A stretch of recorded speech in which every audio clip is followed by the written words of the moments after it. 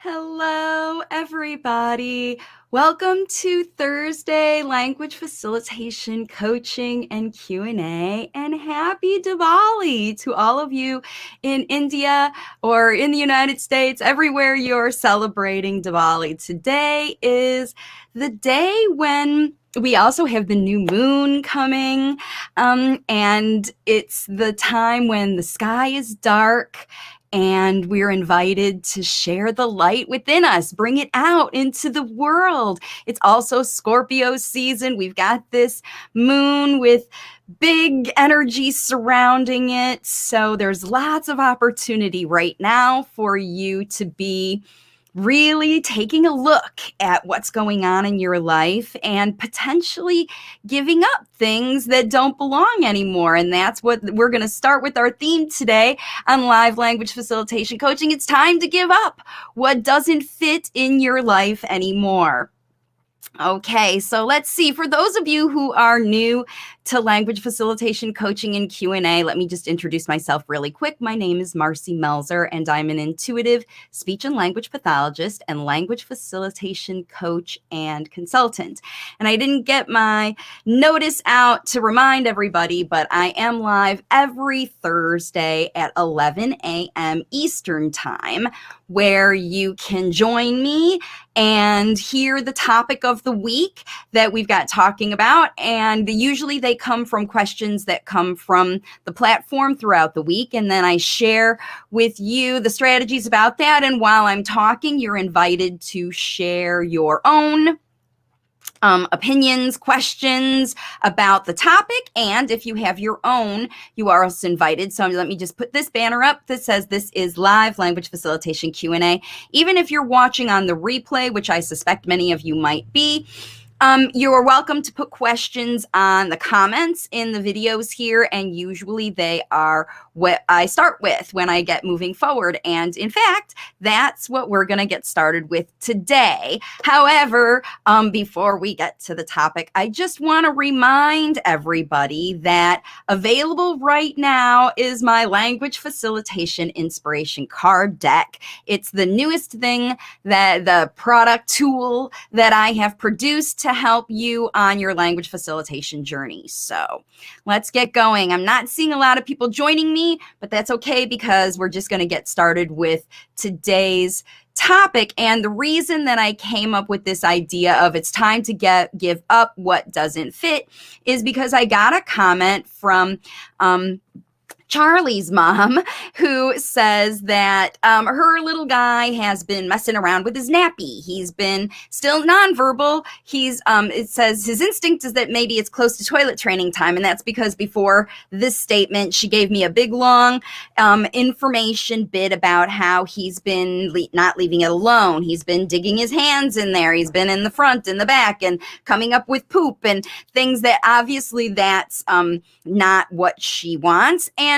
it's a good indication she's suspecting that it might be time to give up things that are, not working anymore. This nappy's not working anymore. It's obviously not working for her little guy, Charlie, because he keeps messing around with it. He doesn't like the feeling of sitting in poop. He doesn't want to have this wet diaper around him anymore. So it's time for him to learn how to change that behavior. And yes, it is always time to help a late talker shift a behavior when they are communicating to you that they need help in the process. And so you're going to notice it's time for a change because the late talker is going to tell you it's time for a change. I don't like the current circumstances anymore. I want to be somewhere I'm not. I want to feel a way I don't right now. I want to have access to something I don't have access to. If that is the case, your late talker is going to tell you. And one of the things that they often will tell you is that they don't need the things that you are using that you need for them as babies, right? I'm just going to hide this. So you're understanding with your late talker, every stage they move through, that all of their behavior is communication. And when you are facilitating spoken language or whatever you're facilitating with your behavior, you should expect change. You can't expect the outcomes that you think in your head, but you can expect change. If you change your behavior, the child will change their behavior because they've learned everything they've learned so far by watching you, by deciding for themselves that what you're doing is a good idea, and it will help them change their current circumstances. I don't want to be sitting in wet diapers anymore in this case. So it's time for you. It is definitely time for you to address that. Just because you're, again, when you suspect, here's the other thing that I loved about this statement was my instinct is that it's close to toilet training time based on the child's behavior. The mom has an instinct. And what's her first thing to do? Ask me, right? Because your instinct, you think that your instinct is failing you, that I must be crazy to think that my late talking kiddo can learn to do whatever I think they can do. And in this case, it's potty training, but it's true for everything. Because late talkers are humans. They want to evolve. They don't want to stay where they are right now. Just like you don't want them to stay where they are right now. You're not raising babies. You're raising humans to grow up, to be adults and self-responsible, right? They are asking you when they stop doing things, when they start to resist the things that are limiting them, basically. So again, nobody wants to sit in a wet diaper. I can't imagine how that feels comfortable to anybody. The only kids that tolerate it are kids that don't have any idea that there is something different. They just know that that's all there is. I'm expected to sit in my poop and wait for someone to come and smell it or identify it or whatever, because that's the current status. Now, if your child is coming to you to tell you that their diaper is full, that means that you've empowered them to share with you exactly how to tell you what's going on, because you're responding. Oh, look at him. He doesn't like that poop anymore. He can't tolerate sitting in diapers anymore. And we used to think that the kids wouldn't tolerate it by looking at their diaper rash or their things. Oh, now. And then what do is you take more responsibility. I've got to change that diaper more frequently because I don't want him to get diaper rash. There's a physical communication, a physical symptom that it's time for this situation to be ending. It's not normal for humans to be sitting in their poop, right? And so late talkers know it's not normal. They just don't know how to solve this problem, and they will start to tell you. So if your child if it's time for them to give up their bottle, if it's time for them to sleep in their own bed, if it's time for them, because remember, these are all things that you've done to accommodate the babiness in them, the things that they can't do by themselves. They're not responsible enough to keep track of, monitor, do on their own. You have to do for them. All late talkers will show you when it's time to move forward. Don't ignore them. Honor that communication. So is it possible? Yes, it's possible. In fact, there are strategies on my YouTube channel right here where you can find pretty much any strategy for any progress you want. How to get your kids to sleep, how to get your kids to eat the foods you don't want, how to get them to, all of it is a matter of communication. Because how does your boss get you to follow rules at the workplace? They explain what the rules are, they model them, and then one of two things happens. They either use consequences, follow the rules, or your pay will get docked, or you'll have these negative consequences, or you're rewarded for consistently being on the team, following the rules. The rules exist to make the current situation environment more successful. You are the manager of your home environment. You're the headmaster, you're the curriculum developer, you're the main teacher, you're the boss of your house. And if the people who you're managing, I mean, when you think about it, this is what you're doing. You're managing the people around you. You're managing how the systems work. And you're the one that decided which diapers to use, when to change them, how that looks, what place does that happen, that whole business. You made all of those decisions to get to where you are right now. It's up to you to start here and move your child forward toward the outcome you want. If it is, get rid of nappies and start going poo-poo in the potty, that's what your goal is. But again, it's just like language facilitation. You start from the beginning by involving the child in the process. I see you telling me, even your nonverbal child who doesn't have words is clearly communicating that it's time for this to go.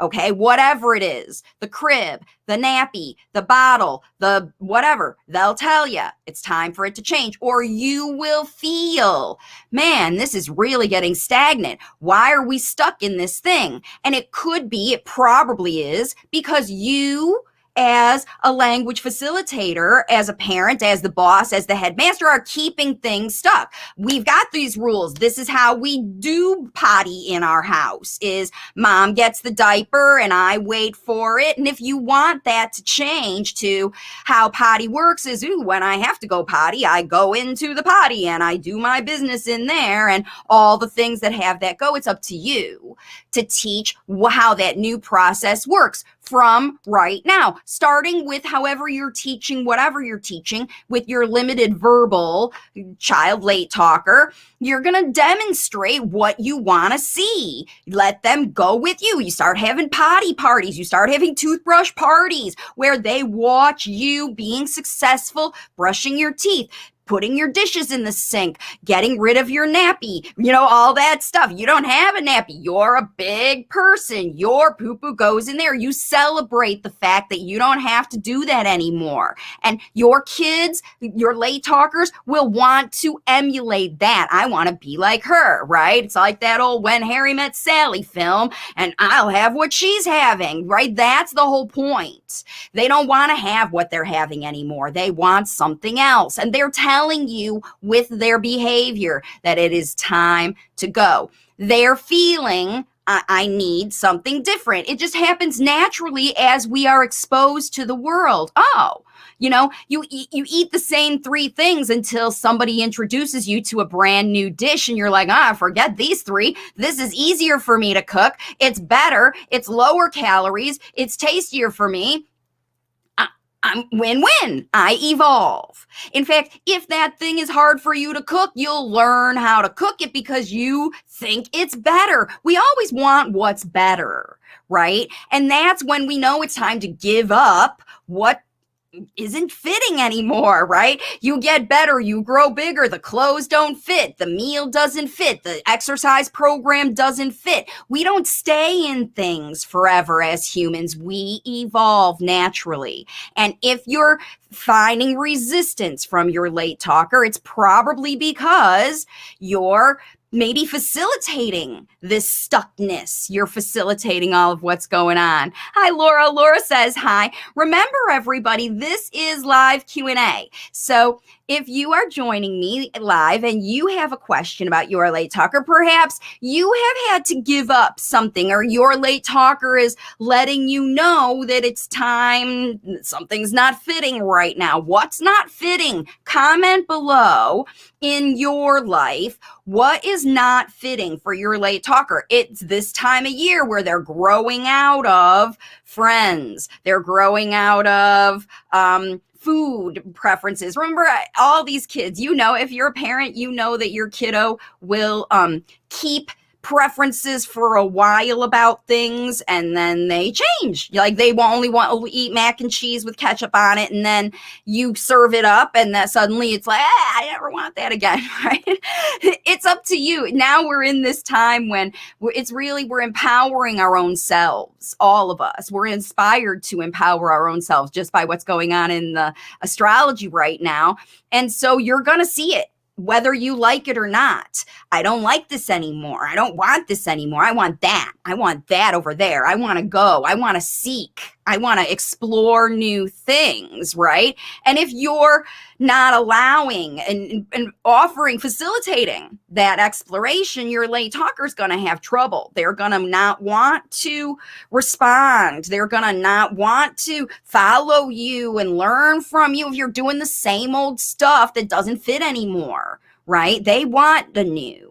And a lot of parents will think that late talkers are afraid of the new, right? They only want the things they want because late talkers typically do things over and over again. They keep their own repetitive things. And those comfort zones that they create for themselves, it's up to you to help pull out, because Scorpio season makes everybody want to stay in their comfort zone. You've got your rules. This is how we do things. This is how I like it. This is how it goes. But if it's old, if it's outdated, your old fuzzy sweater that you loved. In fact, I just put on a sweater today that is, I had to take it off. It was completely stretched out. It completely didn't work on the video. It was making my face look green. I'm like, it's time to retire this sweater. It literally doesn't fit anymore. I went and picked something that resonated more with the video, and that's part of why I'm late getting on today because it stuff we were figuring out. It's just not a fit for who I am anymore. It probably fit before when I had blonde hair. It looked better on video, but now that I've got darker hair again, I'm back to my natural hair color. It didn't fit anymore. And this is what's going to happen with what's going on with your late talker. These subtle things that you're going to say, it used to look good. Like this was my go-to sweater for making videos, but it doesn't work anymore. You're gonna feel it. This is what intuitive language facilitation coaching, when you are literally coaching your kids, you're gonna feel when things aren't resonating anymore. Like, this doesn't feel good anymore. I wonder what else there is. That's what causes you to get in Google. What else is there? Is there some new way to go? It makes you want to go shopping. It makes you want to go exploring. It makes you want to start scrolling on Instagram to see what other people are doing, right? Because you're just like, my life doesn't fit anymore. This is the same old stuff. Where's the new, right? Remember, we're getting close to that time of year where end of year, we're like, everybody's getting their holiday wish lists together. I wonder what I want for Christmas. I wonder what I'm going to manifest this year. What am I going to get from, Santa Claus and, all of that stuff. A lot of the kids are, think about the holiday decorations. It's all about buying your stuff. We even worried about the supply chains right now. All of that stuff's going on that, maybe your holiday is not fitting the same way it used to fit. Maybe your education, the way that you're educating your kiddo is not fitting. You're finding that the school that you've been with forever and ever and ever isn't fitting.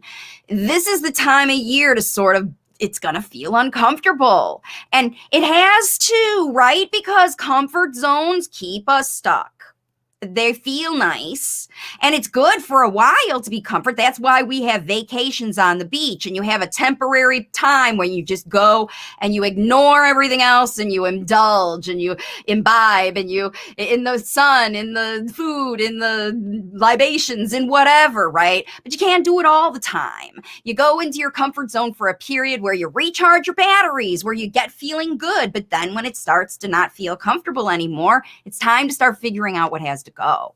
And that's what you can do. So I appreciate all of you watching today. I'm not seeing a lot of comments. Maybe you're needing to think about what has to go. Maybe you're not feeling what has to go. Maybe today's video wasn't one that got out there all over the world. I just rely on guidance from God and the universe to bring information that I hope people need to hear. And that's my goal every week. Now, before I go today, I am going to take this opportunity to share some information with you about my language facilitation inspiration cards. And I made this little video so that I can tell you about this product. It's really, really cool. You get it sent from me. I am having these sent to me personally so that I can send them out to you. And what you get is 72 cards. They're 3.5-inch square, two-sided cards. And you get them in a little bag, a 5 by 7-inch drawstring bag. And then And with it comes this book. And the cards are all infused with the colors of the chakras. And in the book are ways to do it. These are familiar images and relatable graphics to just inspire thoughtful discussion about similar situations in your life. So you can use them with your kids. You can use them with your partner. It's inspired action, your anytime resource for guidance, inspiration, and motivation to take inspired action every day so you can see progress every day. And like I said, these cards are color-coded to align with the user's chakras, yours and your late talkers, helping you maintain positive personal energy, right? So just click the link in the description to order your cards today. And while they're still being printed, you're going to be able to download the guidebook right now and get started. And every week on my weekly language facilitation inspiration, my weekly energy focus video that I do on Wednesdays, I share one of these cards. And after I get them physically, I'm going to be sharing them a lot more. So you're going to be able to watch me using them on these videos. Every video, I'm going to start using them. But you can order your deck now so that you can get yours and learn along with me here online and get started using the strategies in the booklet, because it's a whole new level of intuitive connection with your late talker. It's more than just observing and translating behaviors. It's about really getting in the language facilitation zone. It's about really connecting where you in that place that you can really understand what's going on with your late talker. All right, here's a question that came in from Layla. Layla just purchased my deck of cards. I saw that she got hers and she's got her thing ready to go. So let's see what's happening. My 4-year-old has real speech apraxia caused by cerebral palsy. Right, I remember that about you. We got him a drum and it's been incredible with a ton of crossing midline. Nice. However, he's knocking on everything, walls and tables. It doesn't bother me. I've been knocking back and making sounds with it. I just don't know if going into our new world, we aren't moving backwards on our language facilitation. I see. Right. So the thing is, it's all about balance. It's all about balance, because what she's talking about is, you know, when we've got a kiddo who has their neurological setup is, if we want to use sort of a visual analogy for you, Layla, you can talk about how when we're born, it's like a forest. There is no clear path for spoken language communication. It's all about looking through the forest to find somebody who's going to understand us. Help me. I'm communicating. Find me, right? You're just out there waiting for someone to come to you when we're first born.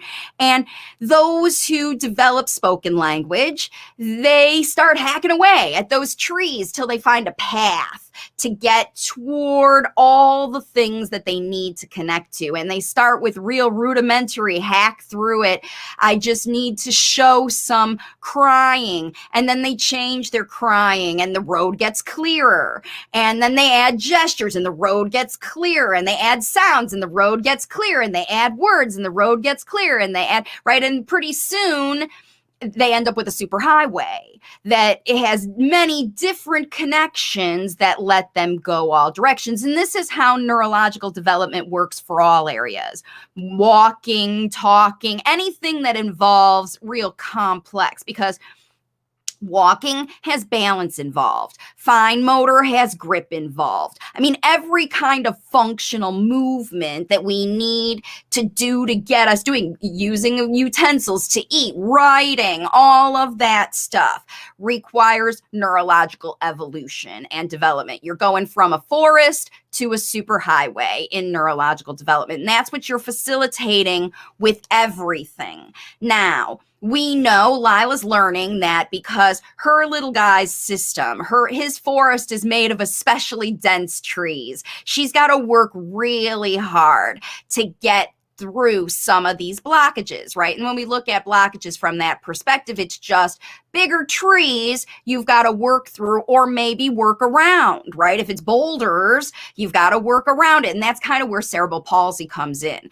These trees, these boulders are permanent damage, right? It's just spaces that aren't developing that typically develop in other kids, in other brains. And so in your kiddo's case, you've got to really rely on him communicating with you what keeps him just above that comfort zone, where he is constantly putting in effort to try. And you'll know the difference, especially when you get these language facilitation cards, when you're just modeling a repetitive action that's gonna sort of rote train the brain, when you do a, sort of the muscle memory kind of way of teaching, where if we just do the same thing over and over again, yes, neurological stuff will develop, but then we have to really set intention behind it to use that skill for a functional thing. So you can learn to throw, or you can do this thing, this activity like this, but actually throwing a ball or a dart accurately in a direction at a thing requires a whole additional level of neurological input. So I know that that was sort of complicated and hard to understand. And if you're still following me, this is where the intuitive language facilitation meshes with the necessary neurological development, and how the intuitive method will help work through things that standard muscle memory stuff won't, because these functional skills, spoken language, walking, throwing a ball at a target, writing your name, getting the food from the plate in your mouth using a spoon, right? All of these skills are not things we're born with. There are step-by-step processes that happen evolutionary. You start by using your hand, then you get a tool, right? Because the thing is too big, you learn to use a knife to cut it. You learn to use a fork to stab it because it's too hot for your fingers or something like that, right? You learn how to use tools. How do we learn? From watching other people. Now, all late talkers who have a neurological developmental issue like cerebral palsy, a real true apraxia, they have to learn the base level skills in the alternative way. They've got rocks and trees. They've got to go the other direction. So you don't know, everyone's different, because those rocks and trees happen in different places in every child. And that's why your intuitive approach, Layla, is so important with these kids that have a real physiological problem, because they're using other things. When one thing is broken, other things highlight. So while your child's physical movement might not be very good, I bet his listening is on point. He can hear things a really long way or see things a really long way because he's used to listening and looking for things, because he can't run and go see it because his body doesn't work that way. And you are encouraging movement because movement helps both of his functional movements in other ways, and it helps functional movement for spoken language to actually make the sounds for words. And like you said, if he's making some progress in listening and focus and all of that, the fun drumming, crossing midline is keeping that motivation high to keep him trying to do things more. So even if he's not trying to improve spoken language, if he's trying to improve how he's beating on the drum, like you said, you're not just letting him sit and whack it. You're moving it so he has to use his right hand to bang over here and his left hand to bang over here. And he is doing that big, nice cross-body movement, which is necessary for spoken language development, because motor stuff happens on the right side of the brain, language happens on the left side of the brain. Unless they start communicating through the hub in the middle, you're not going to get speech. You're going to get understanding or and processing without the spoken language component if your kid's not crossing midline with their motor skills. It's just how it goes. The brain isn't linear. We don't work in just one area. We don't just teach speech. We teach everything. So the best thing about this, and again, I know that was a really long explanation and kind of convoluted, but if you're still following me, the trick here is to keep it fun. If it isn't fun, it isn't fun, right? That's the title of the book. That's how we get it going. The whole reason you choose the swing or the ball or the toy or the activity, the park, that place, that thing, the reason you choose that tool is because you know it's going to help you facilitate something functional that your kiddo wants to learn. If they want to learn how to walk from here to there,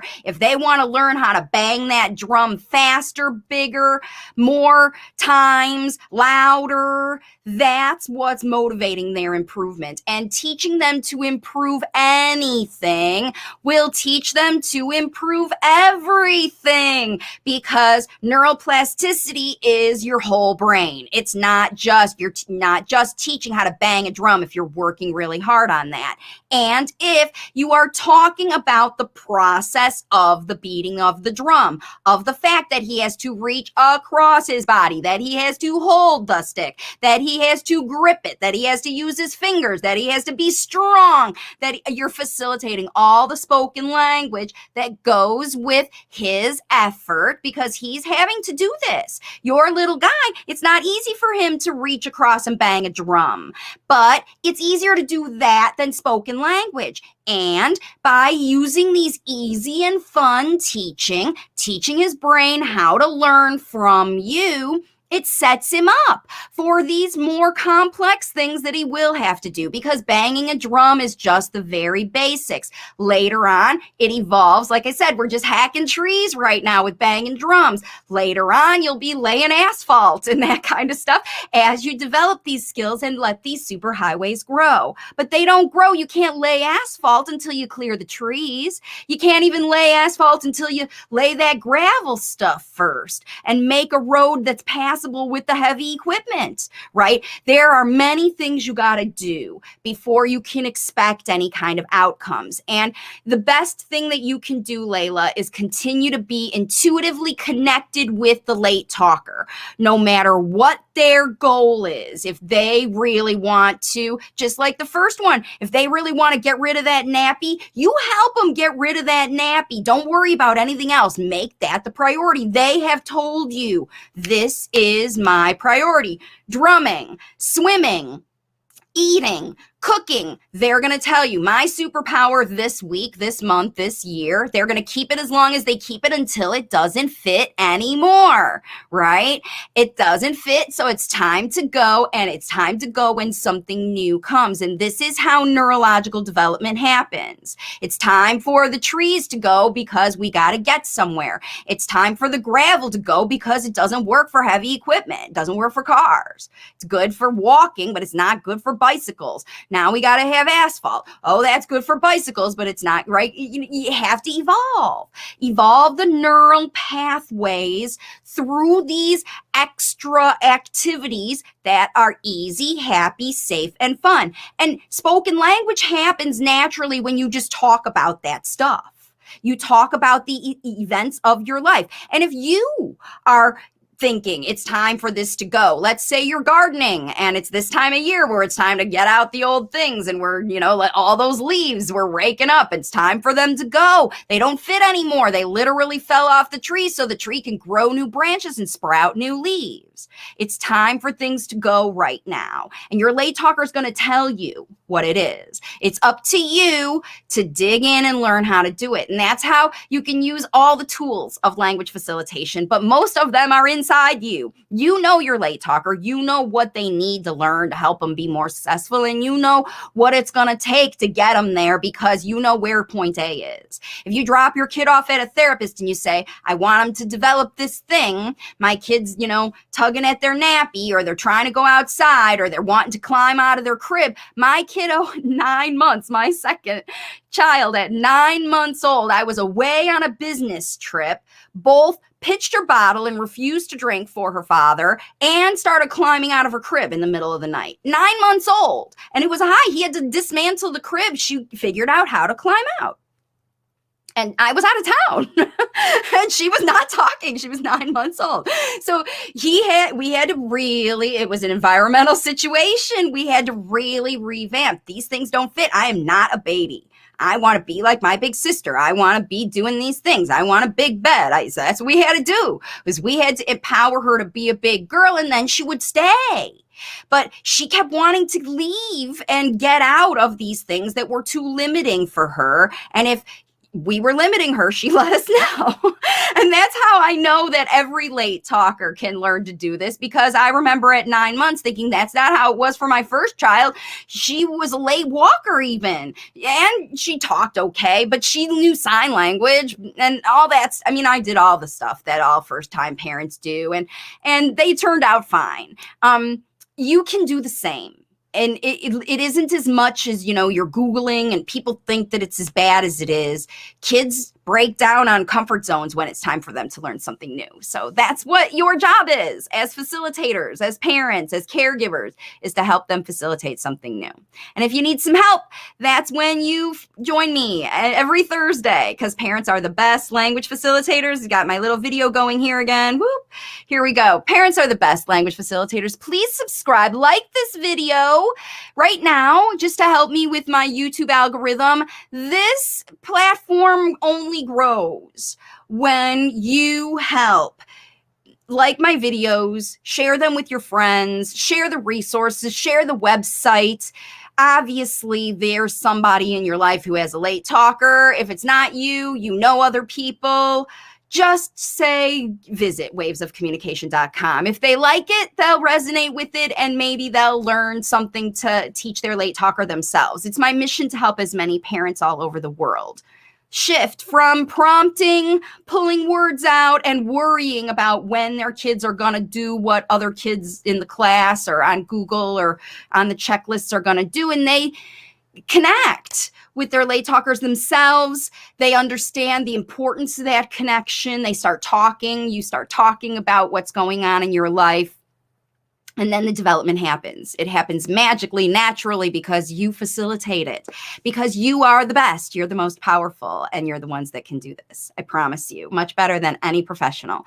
You can help your child use spoken language to share all of their wisdom with the world. So thank you again. Happy Diwali. I've got my little light going today, burning out my light to you, sharing all of the light of the new moon, and hoping that you shed off all this stuff that doesn't fit anymore. Maybe Goodwill's going to have a big influx. Get rid of all those clothes, get rid of all that stuff, get rid of all the stuff that doesn't fit. This is the time of year to make room for the new, for the exciting, for the light that's within you to come out into the world, for the light that's within your late talker to come out into the world so they can share with everybody. So thanks again for joining me today on another episode of Live Q&A. Be sure to join me next week for Wednesday, language facilitation, energy focus, and next week's Live Q&A. And of course, post your questions in the comments and we'll get to them as soon as we can on the next video. Thanks again for joining me, and bye for now.